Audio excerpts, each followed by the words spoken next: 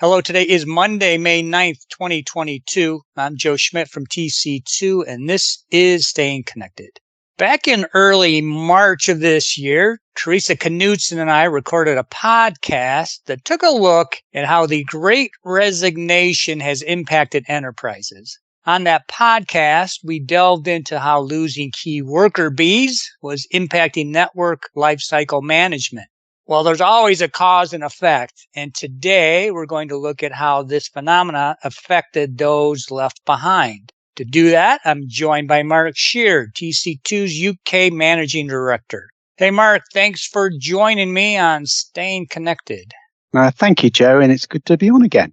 All right, so with all these key people leaving, one would think that this is a great time for those who stayed. I mean, there's probably a lot of opportunities for workers to do more at their companies, right? That's true, Joe, but on the podcast that you and Teresa did, you provided some great insights into the challenges of the Great Resignation in the telecoms area. On the supplier side, you called out that there were dramatic reductions in account team headcounts and experience. There was supplier demand for resource payments for tasks that used to be inclusive or free tasks, and a continued push from suppliers to get clients to self-serve on supplier systems, many of which are far from perfect, so that they were positioning support team intervention, in this case from the supplier, as often as an added cost. And in essence, your main thesis was that there will be more errors, mistakes, greater time and effort required to secure and manage the services due to loss of tacit knowledge, either on the supplier side, which was where you were mainly focusing, where that inherent knowledge disappears. But also the point is that it's on the client side for those people that have moved on because of the Great Resignation, affecting areas like billing, network technologies, architectures, procurement experts. But in either case, whether it's supplier or client or the customer side, this can leave gaps in the expertise and the information, all of which need to be filled to keep the services running effectively. Yeah, Teresa really pulled the content together for that podcast, and I think she offered some really good advice on what companies can do. She really did. And she advised that there were a raft of things that could be done to tackle the problem and what skills you might need in-house or via someone like TC2 ourselves to help mitigate some of these very material risks. So on the face of things, you're right. There could be a great opportunities for those employees that are left. However, things aren't always quite as simple as that, and they're definitely not shaking out that way. You know, following on from the heels of the Great Resignation, we have what's being coined, not by me, but now emerging in the press as the Great Burnout. And this really caught my attention as an opportunity to reiterate some of the best practices that might help alleviate some of the potential problems that are coming with the Great Burnout. And in this case, we're talking about the employees that have been left behind as others go off and seek new opportunities. All right, so these are the people that are left who are often being given more responsibility. They're the ones who have to pick up the pieces from the departed colleagues, and they also have to work out how to fill the knowledge and information gaps. I guess also those folks are impacted by all the turbulence you get with increased change. Yeah, you absolutely got it. And the way you put it across, it emphasizes that it's a bit of a poison chalice as well. There's some hardships that can come with this. And in this case, though, I'm specifically thinking about those involved clearly in telecoms and networking service and how to lessen some of those challenges and the turbulence that you allude to. Just referencing some of the articles on this, there was Megan Lenhart's article on March the 17th, it was, in Fortune magazine, which argued that there were multiple factors affecting the potential for burnout, but extra work was front and center and at the heart of it.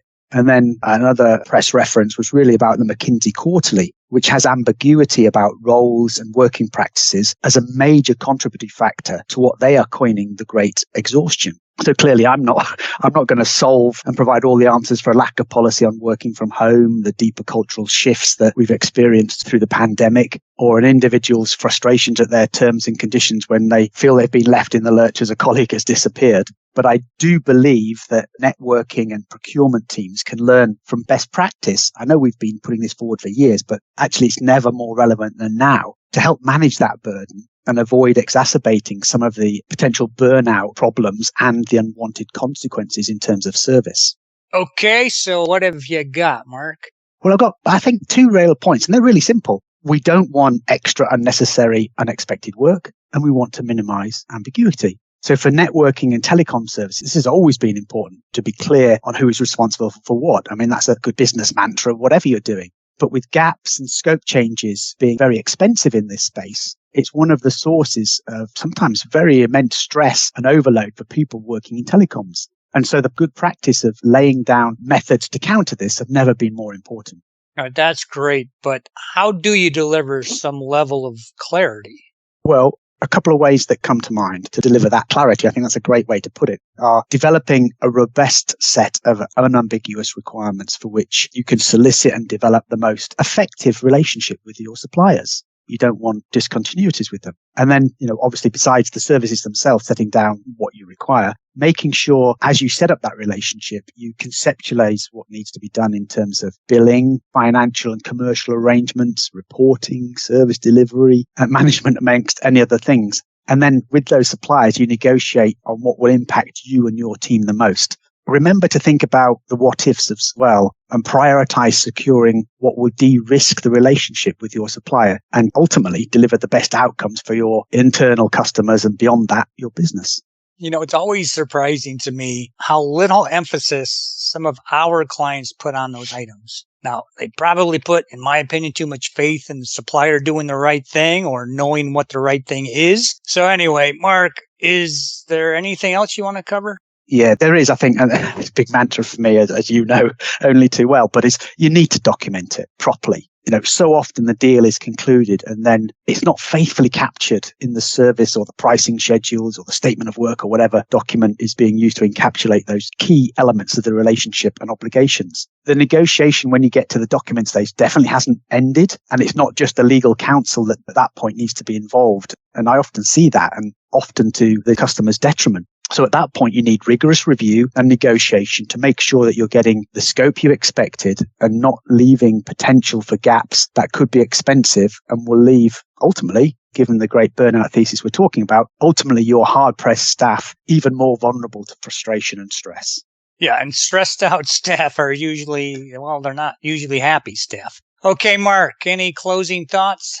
Yeah, in my experience, and I go back to it unashamedly, is having that statement of work or service schedule that clearly describes services and articulates who does what, where responsibilities lie, puts down the obligations and commitments, and really does provide clarity around the impact for things that are most likely to change as you go through your relationship with the supplier and under the contract you're agreeing. To me, this is really one of the most powerful tools for making everyone's lives easier, including suppliers. And it sounds simple, but very often after having a long procurement, this closure part and really doing that final bit of heavy lifting doesn't get the time and attention it deserves. And the worst part of all this is usually this is to the disadvantage of the enterprise, the customer end. And it's also frequently a factor in generating ambiguity and extra work for hard-pressed staff.